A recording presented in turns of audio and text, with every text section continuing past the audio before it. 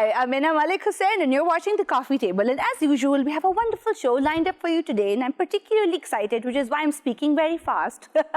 We're going to be discussing a topic that's very close to my heart and my own academic and creative interests. And today we are going to be talking about theatre and dissent and all the wonderful things that theatre has done and continues to do in creating spaces where people can speak truth to power. And it is my great privilege to welcome today on set Mr. Shahid Nadeem, who is a playwright, a human rights activist, who teaches film and television, and is also the executive director of the Ajoka Theatre Company.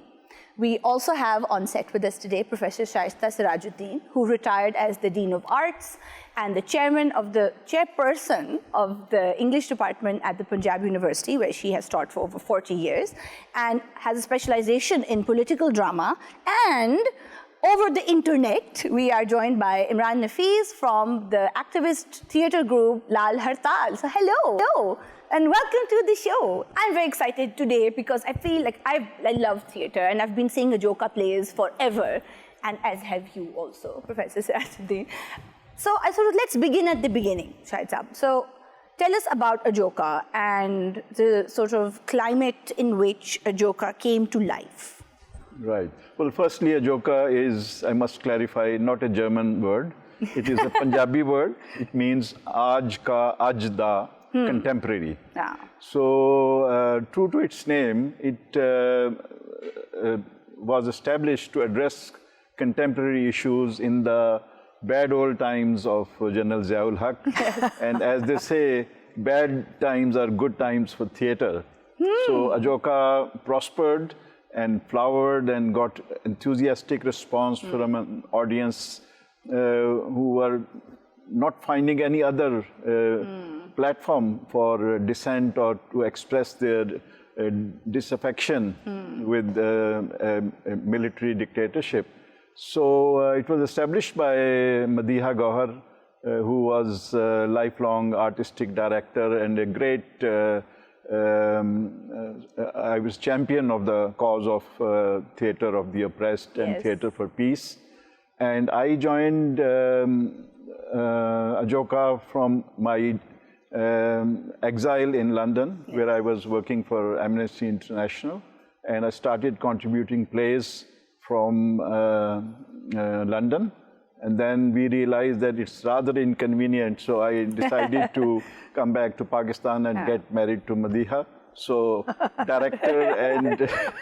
A most excellent partnership. Yes. Yeah, it went, unfortunately, she passed away 2 years ago, but she's still the guiding spirit and source of inspiration.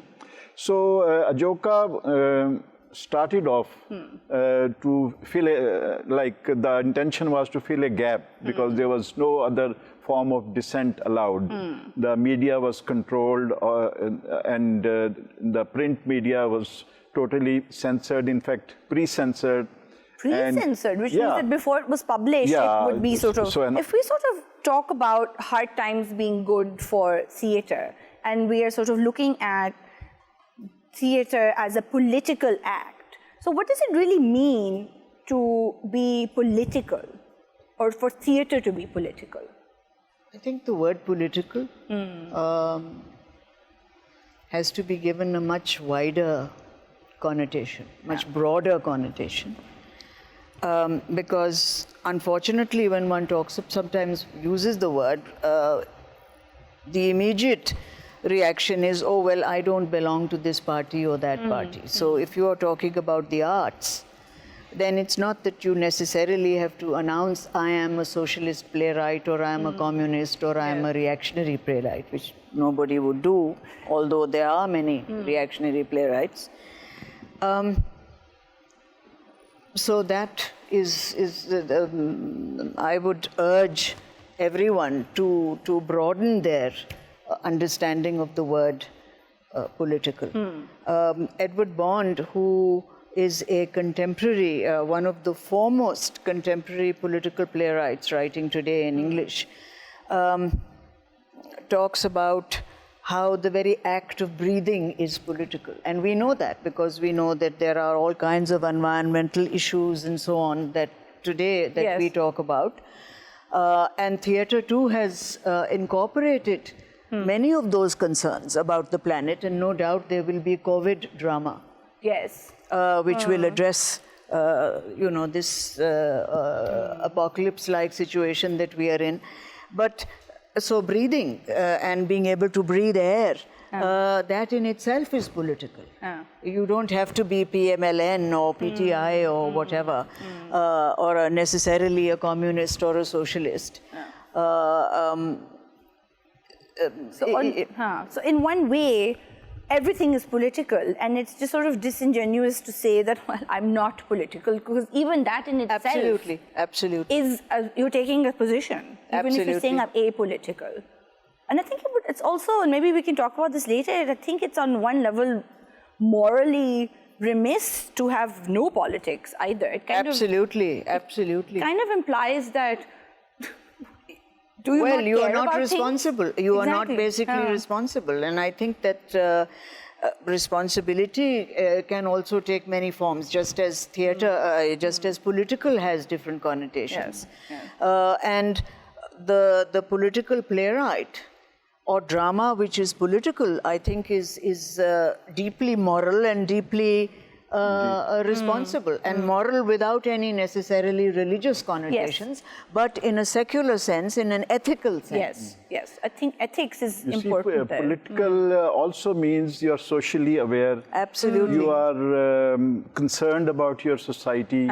You want to contribute to your society in whichever way you can. So it's definitely being socially aware and being motivated in terms of your cultural or social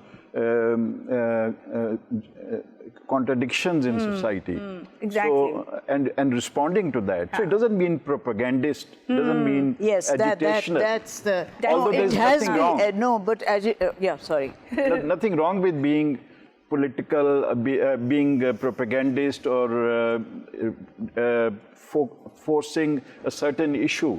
But still, I think broadly speaking, when it comes to arts, performing arts, and especially theatre, then you have to use the platform of theatre to raise issues. So if there is little theatre and a lot of agenda, then it's not balanced. That's very interesting, and I want to come back to that. But hi, Imran.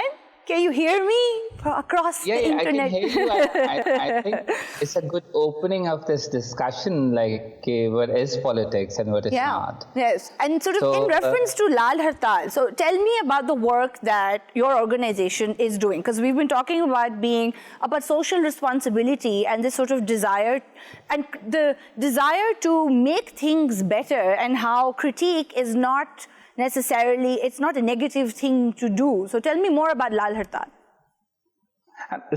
But I would also add to what Shaista said about like breathing is political. And if I just borrowed from this feminist discourse where this whole expression of like the personal is also political. Yes. So actually everything is political. Absolutely. So it's not like we can avoid it or going in like to hide it or just like mute it or anything. It is and art. And yes, art is about expression, and art is actually, it's like all form of art is always linked to one way or the other to express. And to engage also. Yes. It has always an audience, so it automatically create a dialogue. It is like sometimes it's loaded, sometimes it's like it has a clear direction where you want to take this dialogue in the society. So this is like, and especially when it comes to performing arts, I'll come to the Lal Harthal, like in terms of performing arts and more specifically theatre and dance, where your canvas is body.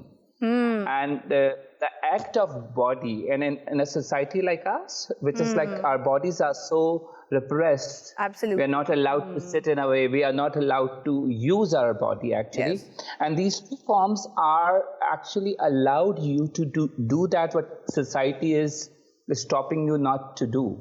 So you move your body, you use your voice in dance and theater. So I think doing dance and theater with nothing else is actually an act of defiance in this society. Absolutely. I think that that's really beautiful. Absolutely. And sort of putting your body out into a public space. And like you said, no art is created in a vacuum. So there's an interaction of the artist with the audience, and you sort of, it's a connection that you form, and it sort of reminds us of our shared humanity. And on this very philosophical note, we're going to take a very quick break and come back to this fascinating conversation. Stay with us.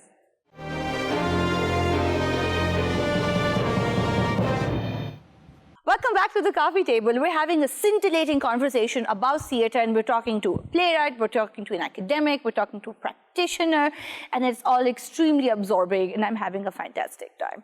So, Professor Sirajuddin, in the break, you were telling me about a quote from Brecht, which I thought was extremely relevant. So, could you please repeat it? Brecht and Brecht's connection with Ajoka as well. Yes. But first, the quote. The quotation is, Brecht said that he was not interested in the good old days, but the bad new ones. And the bad new ones obviously have much to do with the kind of issues and themes that Ajoka has over the years been raising. And continues to do so. And continues to do so. Sadly, there's no shortage of issues to keep talking about. Yes, because it's every day, it's a new history of torments. So they deal with the torments, but I think something that distinguishes Ajoka, makes it distinctive, is the fact that he as a playwright and the group as a whole have also drawn on indigenous and traditional theatre. Yes. Which really belonged to the entire subcontinent, was not just limited to Pakistan. Quite right. Or to India or whatever. And he has in fact incorporated modes of discourse, perhaps even of performance, in his plays. So it's a question not just of talking about the bad new ones, but also being able to draw on the past. And you do have a treasure trove. So if I could add to, although that will be very arrogant to do that, but if I can add to Brecht's quote, is that the route to bad new days lies in the good old days. That's right. So, because you have to engage your audience, you have to relate to their experience, their culture, their values, their mythology. So the best thing to address, or sometimes a more prudent or more pragmatic thing is to address the present day challenges through experiences of the past, through stories of the past. And sometimes it's amazing to see how, for example, Dara Shikoh's fight with Aurangzeb.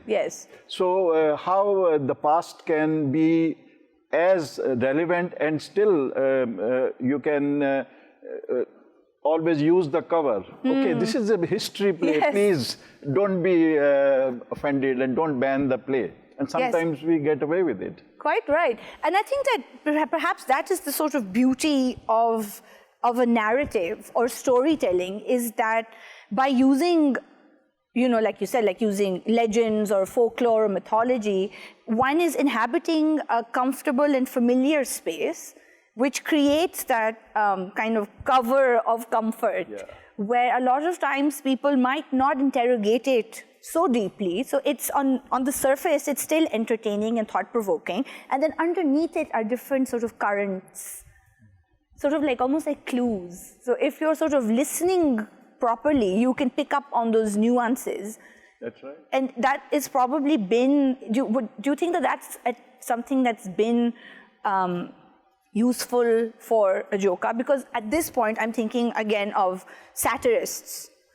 For example, Dario Fo, who again was also drawing on a lot of Italian folk theater techniques and the idea of the jongleur and using humor and using dance to create an environment in which they could also say many things, but also not say them at the same time. So there's sort of plausible deniability. there. That's true, but you see, I would use a more like desi metaphor, the art of kabaddi. Right. So in kabaddi, you cover yourself with oil, and you have you know the tricks how to not to be caught. Not to be trapped. So I think we also use like music is one form of oil. We cover ourselves with that's a very humor. good Humor is another one. comparison. Yes. And when you use humor, sometimes you are surprised that even the target of your sort of subject, Joke or, they also are clapping and laughing, and maybe later, sometimes much later, they realize that you were the butt. Quite like, Yes. oh, indeed. Yes, and it has happened in my own experience. Like, I'll give you an example from television, Pakistan television, where I used to work as a producer. So I was asked to do a program on May Day. Right. So I decided to use the International to present it on television, on Pakistani state television, the Communist International anthem. So my friend said, impossible. I said, wait a minute. I got a Punjabi translation by Nadeem Hussain Sayyid, which was Thet Punjabi. So if you read that, you will say this is a progressive, pro-workers poem. Yes. Very sweetly presented. No one would immediately link Punjabi poetry with international. So I got that poem, but the tune was the same. But no one was familiar with the tune, our censored authorities. But if you had heard the tune before, you'd recognize it. Yeah, that's right. But we used desi instruments. Right. So on May Day, all over Pakistani airwaves, we had the International presented. And about like 1 month later, the script editor came Rushing in. Came to, literally came to. Somehow, someone who had heard the International, or someone who could connect that this was the translation of the International. So sometimes this happens. Like Brecht play, was it Threepenny Opera? Threepenny Opera, So much later, I mean, we were rehearsing and we were about to perform at the Alhambra Arts Council. And so after the first performance, and then the authorities came and they just locked the gates. They said, now this is the other way around. This was a German play written by a German playwright during the times of Hitler. They said, no, you are using it as a cover. This is a local play. This is Nawaz Sharif. This character is Benazir. Well, there Oh, you are. goodness. So, your audience had become a little too educated. So sometimes it could be the other way around. So kabaddi is our and then you kind of have to re-strategize then and come up with something new. And in that sort of spirit of inventiveness, Imran, do you think that that's what Lal Harthal is also doing, is kind of finding avenues and different ways of bringing that sort of your, emancipatory ideas to the public? So how are the inventive ways that Lal Harthal is doing this? So like the conception of Lal Harthal is also started as like creating a platform or a front or a group. So it's not like we are confined to like a structural issues around it. But it's about like there are people, those who are artists or even non-artists, they want to say something, they want to express something. And like going to a mainstream, even like a theater and the performances space, it's like the people have no access to it. Quite right. So Lal Harthal is also based actually in public and with the people, like all the performances is also like there are a lot of artists.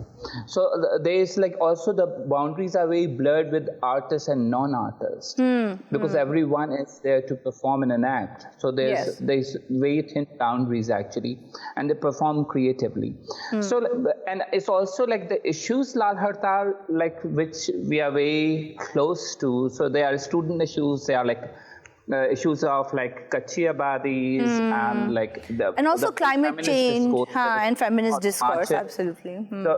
So we are always be part of movements like Islamabad or Lahore or Karachi or Hyderabad or different part of Sindh also, even in KP. So we keep on going and performing, and it's not like the motivation is very like political. The motivation is not driven by, and in terms of like we need to be economically sustain ourselves or anything. Like the group which is gathered over there is completely politically motivated, and they want to raise voices. They want to bring issues in front of people creatively.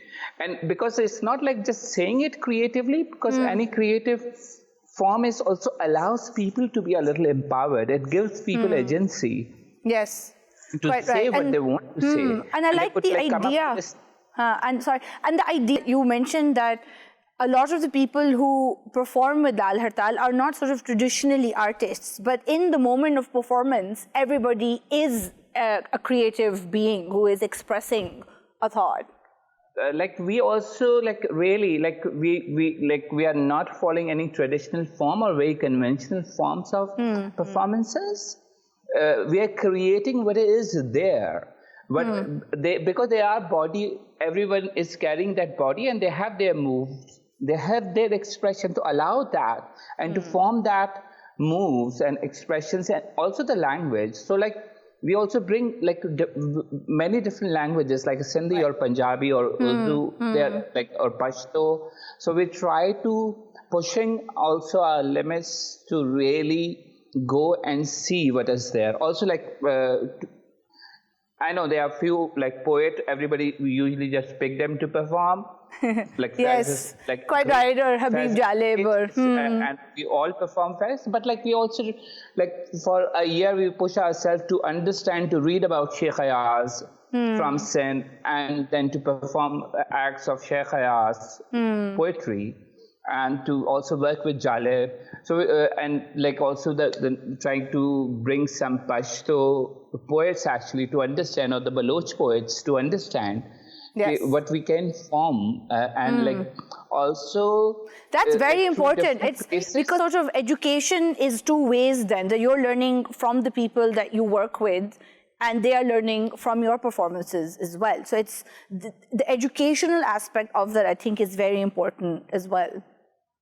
Yeah, it's really but the very important thing is that when you're taking a performance to the people, people is there, they are actually so much deprived to, they want to have something.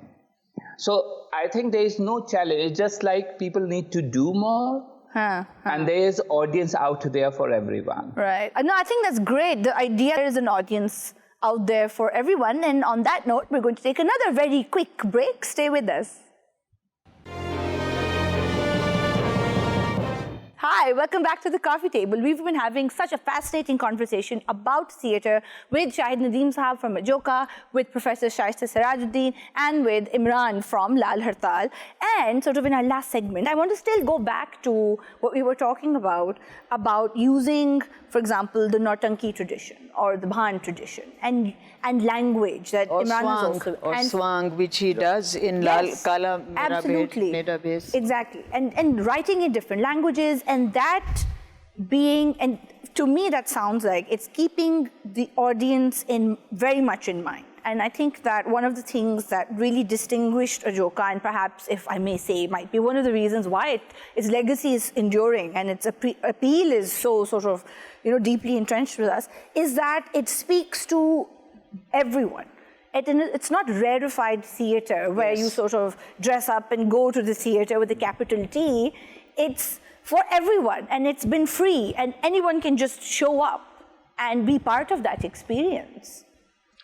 You see, the first thing, maybe I can just mention it here, is that for theatre for social change or theatre of resistance, firstly, you don't have to look down upon your audience, teach them, give them solutions, or give them sort of certain instructions. Like you don't want to talk instructions of down what to do. anyone. Exactly. That is the first thing, because then the audience immediately they just close and they realize that there is this teacher who has again come to teach us. Lecturing us, you know. Secondly, they should not feel that this is something alien unless it is billed as a foreign play. Otherwise, whatever techniques you use, whatever themes you use, even if the story is based on some foreign playwright, you should immediately be able to click with the audience. And for that, the best thing is to firstly use their language, Urdu or Punjabi or Sindhi, or whichever language is close to your audience. And secondly, you find references or parallels in their culture, in their past stories, and so draw from there not only the stories but also the forms. So Nautanki or Swang or such other theatre forms. We have like several thousand years of theatre history in this region. Absolutely. Maybe starting from the times of the dancing girl of Mohenjo-daro. And the third thing is to use the universal appealing techniques like music, like humor, like interactivity with the audience. Then once you engage them, then you take them along on your journey of discovery, but do not, although the play ends, but you do not come to the conclusion. You just leave it to your audience. Just some things to reflect upon, some things to think about, to ponder, but find their own solutions. I think that is the key for theatre, which is enjoyable and also meaningful. And I also find it very interesting that Ajoka has adapted, for example, Brecht plays. And we were talking about Thrapani opera, which is again based on a previous original. Century. So there's a sort of, but it's really interesting to me to see how some ideas seem to transcend time. Yes. And transcend culture also. So tell me about Thrapani opera. Well, I don't want to really talk about Thrapani opera right now, but you mentioned, well, we've been talking about how, in a sense, political theatre is, it's not exclusivist. And I think that being able to adapt, which is what Shahid has also talked about, that you both enable your audience to identify with what they are seeing, but it can also be drawn from sources that are not necessarily indigenous. And there are playwrights who actually welcome it. I mean, they say, Dario Fo says that, please, if you feel you can adapt my play to your own situation, please do so, which is why in Lahore, I remember some years ago, they adapted The Accidental Death of an Anarchist. Yes. It was translated into Urdu, and everybody was able to identify with the situation, which was about custodial killing and murder. Torture. And so it worked fine. So in a sense, again, you used the word rarefied. And a kind of snobbery, which comes from identifying yourself and associating only with your own culture or your own, geographical space. That political drama is able to, in a sense, erode those boundaries. And I think it's particularly sort of tricky for us culturally also, because we still have our post-colonial hangovers. That's right. And when we talk about indigenous language, it's our language as well.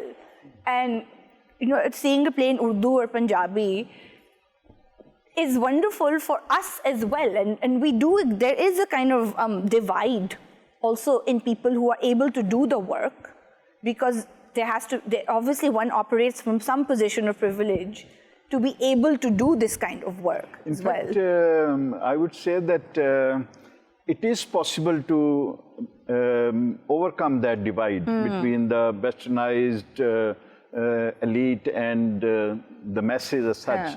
Like, I'll give you two examples. One is my play on Bulla, on Bulle Shah. So this is a play in which if you go to the theatre hall, you'll see people from all walks of lives, from all ages, from sometimes traveling from Multan and Faisalabad and Rawalpindi to Lahore to see that play like umpteenth time. And at the same time, you'll have young, sort of Western educated people also in the audience, equally enjoying, because language is secondary for theatre. The main thing is it should be theatre. You should have that experience, that enjoyment which theatre is supposed to give, along with some social meaning. The other example is that of Burqa Vaganza, I believe your favorite. Now, Burqa Vaganza, all members of the audience, the cast, they are wearing burqas of different times. Or now I would say masks of different times. So I think, I mean, in that play we have men, women, lovers, politicians, all wearing burqas. Little I knew that the time will come they would be wearing masks of all kinds. But in that play, we saw like justices and commissioners, literally like justice so-and-so, commissioner so-and-so, secretary the so-and-so. people from the government. Along with the people with big beards and turbans and burqa-wearing women, they're all having a great time. So I think that it is possible if you hit at the right point. Maybe at different levels, they are appreciating at different levels. Maybe they are people who are not familiar with theatre, they might miss certain references. Nuances, but still, they will get the main thrust of the play, and especially the entertainment side, and somewhere subliminally the political side also. So I think that if it is good theatre and if cleverly crafted, then I think you can bridge these gaps, and even ultra-conservative and ultra-progressives, they can all join at least in that hall and enjoy theatre. Yeah, absolutely. Oh, that's really wonderful. And actually, I think that's exactly what Ajoka does do. I think Imran talked about how, you know, all manner of people, and that theatre actually is in a sense looking at our own time, every moment as a dramatic event. We are forever, you know, in a sense on the stage. I think that it's not just physically being, you know, within a certain space and being able to express ourselves through our bodies. And in our own culture, there is that inhibition or whatever. And it's causing a sort of disconnect within ourselves also. Yes. Although I would there, I think, bring in something which, as I said, is perhaps tangential to what we are talking about today, which is that men find it perfectly acceptable and comfortable to express themselves through their bodies. It is women. Oh, yes, absolutely. Yeah, so, you know, and that brings in the politics of gender. Yes. So political theatre is also theatre that, and of course you have women writers, but you don't have to be a woman writer in order to address issues that pertain to women. Quite right. And the other point that was, while Imran was talking, that I was thinking about was that Edward Bond, again, I'd like to quote him, he says, when people go into a theatre, people have been caught looking at the wrong way. Ah, what does that mean? It means that your drama is actually going on outside of the theatre. So when you are looking at the stage, audiences have been caught looking the wrong way. I really which I think is, which is in a sense at the heart of the kind of theatre that Ajoka has been involved in, and I haven't seen any performances and Lal Harthal of is Lal very Harthal. much. I think it's more street theatre where they sort of really just get in to a crowd and begin to perform. There you are. Sometimes you can say that actually the actors are the spectators and the audience are the performers, because sometimes it is the other way around. Sometimes we bring our actors among the audience and make them realize that you are not spectators. Imran, do you think that that's exactly sort of falls in line with the ethos of the work that Lal Harthal does as well? Is that there is no, in a way, spectator, and that the audience and the performers are all sort of part of one social consciousness, and we are able to arrive at that consciousness through the act of performance? So I would actually recently we are having a discussion within like Lal Harthal, in which our friends like Amna Mawaz, who's also a dancer and a main leading founding member of Lal Harthal, and the discourse is about the fourth wall of the performance. Yes, absolutely. It is a space which is between the performance and the audience, and that's the space where everything happens. Actually, the real performance happens in the space where the fourth wall exists. And that's where your politics of your work is also happens actually, and how you sometimes you break that space, sometimes you don't. So like the audience goes their way, you go their way. But also the target of a performance, like really taking your thing strongly when you break that fourth wall and taking it to the audience. So in terms of different theater forms, like in theater of operas, they have a different completely forms in which like your performers becoming the audience becoming the performer, and they perform the same thing. That's also which comes from the Brazil, and this whole like theater of operas developed from there, and then it's spread around the world, and which is a great tool of theater. In terms of we also mentioned this the street theater. So it's not like all the performances on a street are street theater. Actually, in our society, we have a lot of misconception about street theater. A street theater has to be linked with a political movement. It could be a movement of peasants. It could be a movement of labor. It could be just a political movement. It can't be just... there are a lot of civil society organizations, those who have their agenda and they perform in different communities. That's more a community theater, not street theater. So street theater is always a political theater. Lends further life to the word political, which is where we started from. That when we think of the word political, I think there are so many different aspects of what it means. And I think during our conversation, our own understanding of the word has grown. You see, the beautiful thing about theater, the unique thing about theater, if I may refer to the great Marxist playwright and director Badil Sarkar. He developed the concept of the poor theater, and the basic thing, he came to Pakistan for a workshop with us, and he said that, well, they can take away everything. They can take away the hall, they can take away the marketing or the monetary side, but they cannot take away your bodies. So your bodies are yours. So use your bodies. If you don't have a chair, make your... become the chair. Become the chair. Become the tree, become the bridge. And he actually showed us how to manage that. So I think that is the beauty of theater. Like when we had nothing, no venue, no resources, we use our house lawn, and that's where 36 years ago Ajoka was born. And maybe a time will come, or it might come. We might be again reduced to our own bodies. Fine. But you can't snatch away the bodies from us. Quite right.